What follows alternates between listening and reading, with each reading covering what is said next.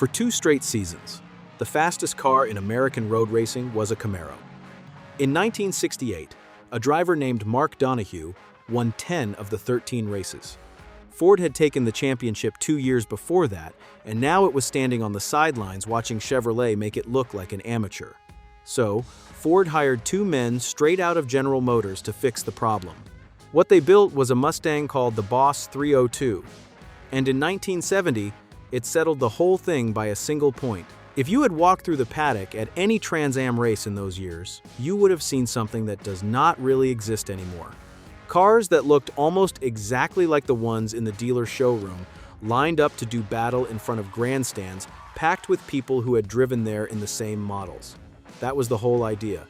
The Sports Car Club of America launched the Trans-American Sedan Championship in 1966.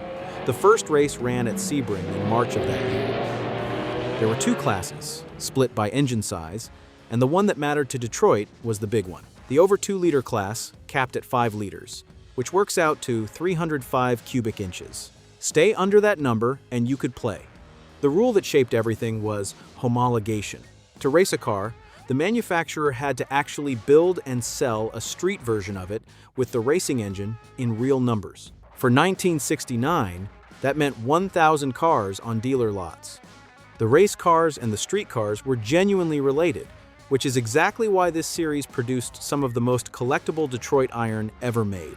And the reason the car companies cared so much came down to a phrase you have heard before: win on Sunday, sell on Monday. A pony car that beat the competition on a road course on Saturday afternoon was a pony car that moved off the lot the following week.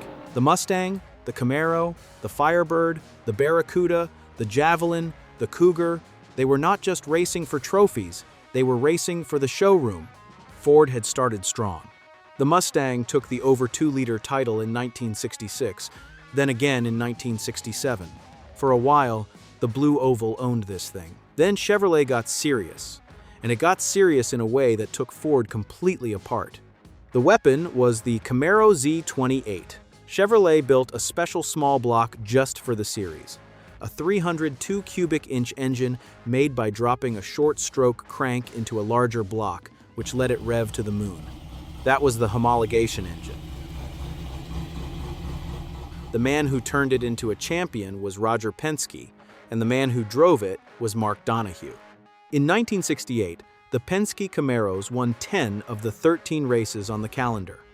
That was a Trans Am record that would stand for almost 30 years. Chevrolet took the championship, then did it again in 1969. What made it sting was how they did it. Donohue later wrote a whole book about the team's methods, and the title told you everything: The Unfair Advantage. They dipped the Camaro bodies in acid to shave weight off the steel. So much that one of their early cars came in roughly 250 pounds under the legal minimum. They drilled and rehearsed pit stops until they could service the car in under 2 minutes, which was about half the time the Ford crews needed. You would think someone at Ford would have said something. For 2 years, nobody had an answer, so Ford built one. The trouble is, the first answer was a catastrophe. For 1968, Ford developed a special 302 with what were called tunnel port heads, enormous intake passages designed to breathe at high RPM. On a dyno, it made big power above 8,000. On a racetrack, it came apart. The engine had chronic oiling problems at the top of the rev range, and it let go again and again. By some accounts, the Shelby team went through around 60 of them over the season. That alone cost Ford the 1968 title. One detail should have ended the whole program. Ford never actually sold the tunnel port to the public. There was no street version, which meant it was not really legal under the homologation rules. The series never pushed the issue, mostly because the engine was too unreliable to win anything anyway. So, Ford had an illegal engine that did not work. That was the low point. The fix did not come from inside Ford. It came from 2 men who used to work for the company Ford was trying to beat. In February of 1968, Semyon Knudsen became president of Ford. Knudsen was General Motors royalty. His father had run GM, and Bunky himself had spent his whole career there before jumping ship to the Blue Oval. When he came over, he brought a designer with him. Larry Shinoda, the man who had styled the Corvette Stingray and the Mako Shark Show car for Chevrolet. Knudsen wanted the coolest Mustang on the road. And after watching Carroll Shelby put his own name all over Ford's performance cars for years, he did not want anyone else's name on this one.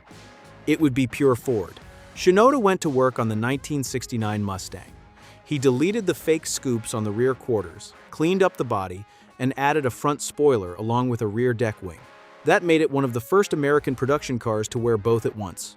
For 1970, he added the bold side stripes that ran along the flanks, blacked out the hood, and offered a set of slats over the rear window that looked like they came straight off an Italian exotic.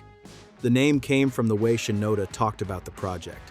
He kept calling it the boss's car after the man who had hired him. Boss was also period slang for the best of something. The name stuck, and Ford ran with it, even marketing the car as the son of Trans Am. But the styling was only the cover. What mattered was under the hood, and this is where Ford got it right. The new engine was the 302 high output, the G-code. Ford kept the strong 4-bolt main block from the tunnel port project, then bolted on a completely different set of cylinder heads. These were the canted valve, big port heads being developed for the upcoming 351 Cleveland. The Boss 302 was actually the first Mustang to run Cleveland-style heads before the Cleveland engine itself even reached production. Think about that for a second. The race head arrived before the car it was designed for. It had solid lifters, a forged steel crankshaft, and a big 780 cubic foot per minute Holley 4-barrel sitting on top. Ford rated it at 290 horsepower. That number was a lie, and everyone knew it. Ford matched it exactly to the Camaro Z28's rating and kept it low on purpose to keep the insurance companies calm. Hagerty's own valuation notes call the figure artificially low. Most estimates put the real street output somewhere between 350 and 400 horsepower. The full race engines, by reported accounts, made closer to 475 at 9,000 RPM, though those numbers come from the racing world and not from any factory sheet. On the street, the car ran 0 to 60 in about 6.9 seconds and the quarter mile in the high 14s. Ford backed it up with front disc brakes, fat sway bars, heavier spindles, reinforced shock towers, and a lowered stance. For 1970, they made a Hurst shifter standard and added a rear anti-roll bar. It handled like nothing else wearing a Mustang badge. Ford built 1,628 of them for 1969, then 7,013 for 1970. The 1970 car listed for $3,720. Compared to what one is worth now, that is the kind of number that makes you wince. If you are enjoying this, take a second and subscribe. This channel covers the cars Detroit built to win on Sunday, the real history behind the badges, every week. Now, the racing.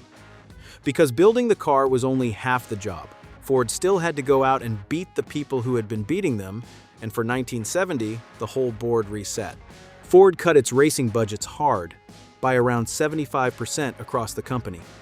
It dropped the Shelby operation entirely and handed the whole factory Trans Am effort to one man, Bud Moore.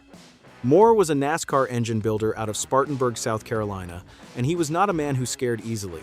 He had landed at Normandy and fought through the Battle of the Bulge before he ever built a race motor. Bud Moore is a true American hero. He was a machine gunner and a part of the D-Day invasion in 1944. He took the bare Mustang shells and did the same trick the Camaro team had used, dipping them in acid to pull weight out of the steel without weakening the structure. He hired 2 drivers and painted the cars a shade of yellow that everyone remembers. Parnelli Jones in the number 15, George Falmer in the 16. And, critically, he put them on Goodyear tires, after the Ford team had spent the previous year fighting a losing battle on Firestones. Then came the part that made 1970 unlike any season before or since. Everybody showed up. Roger Penske and Mark Donohue, the men who had beaten Ford for 2 years, left Chevrolet entirely and signed with American Motors to race the Javelin. Peter Revson joined them. Chevrolet handed its program to Jim Hall and his Chaparral team.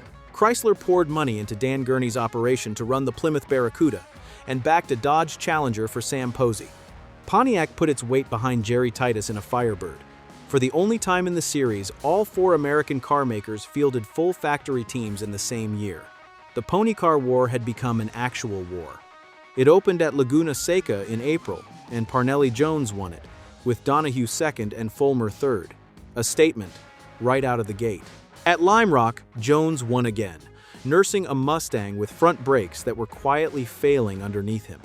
At Breyer, his hood tore loose and flew off the car and he got black flagged, but Fulmer picked up the win for the team.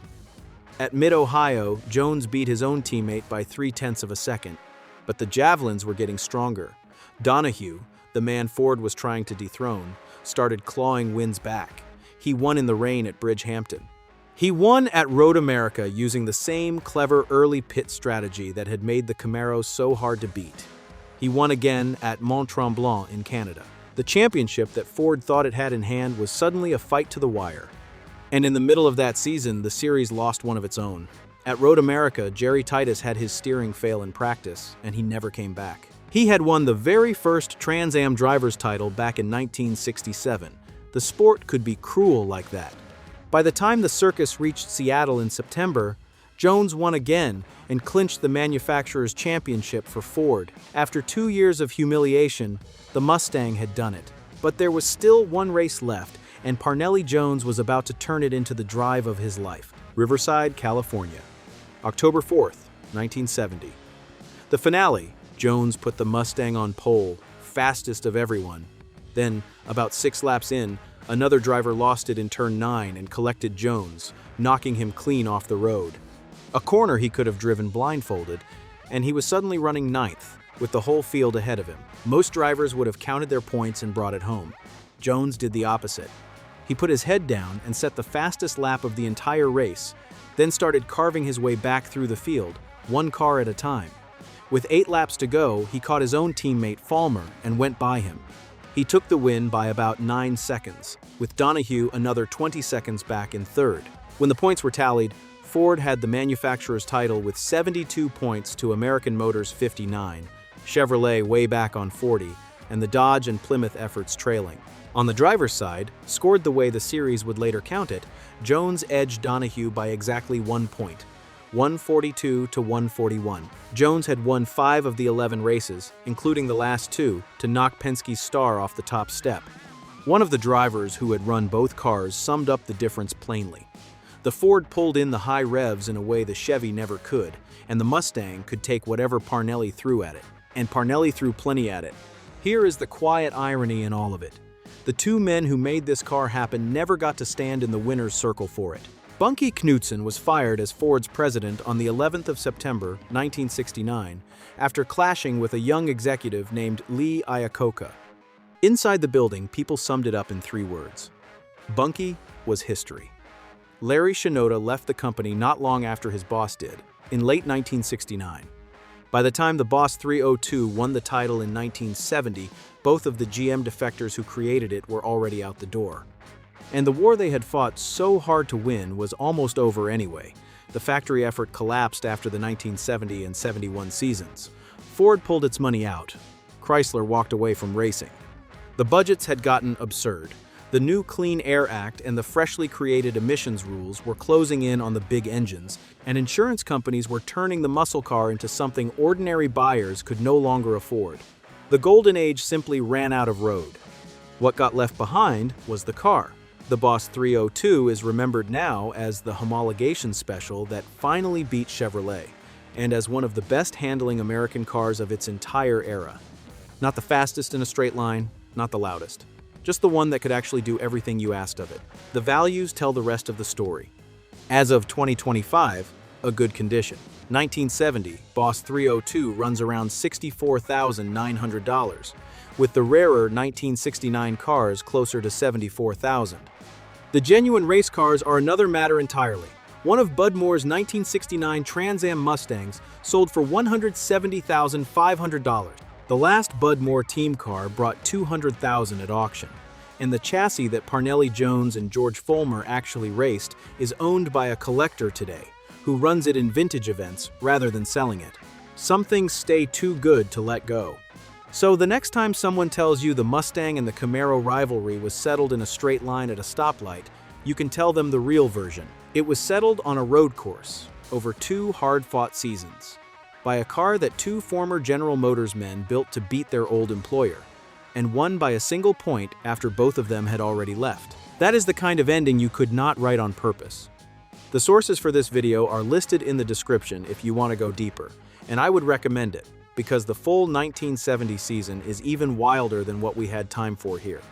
If you enjoyed this one, subscribe and take a look at the video on screen now. It is the story of the secret Camaro project General Motors built after the Mustang humiliated them. See you in the next one.